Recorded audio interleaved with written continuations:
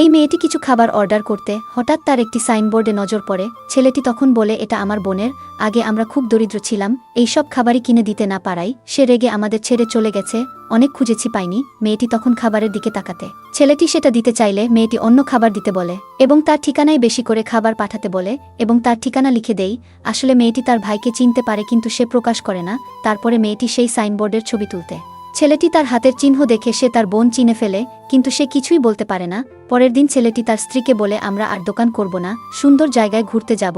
এই বলতেই তার বোন সেখানে আসে এবং বলে, এখানকার সাইনবোর্ড কোথায়?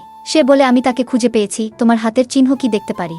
মেয়েটি বলে, কি সব বাজে কথা বলছেন? এই বলে চলে যেতে ছেলেটি বলে, তোমার জন্য শুভকামনা রইল।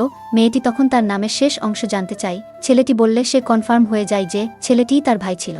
তার স্ত্রী বুঝতে পেরে তাকে আটকাতে চাইলে ছেলেটি বলে, তাকে যেতে দাও। তার স্ত্রী গিয়ে মেয়েটিকে বলে, আমার হাতের স্পেশাল আচার, আমরা আর দোকান করব না, নিয়ে যাও।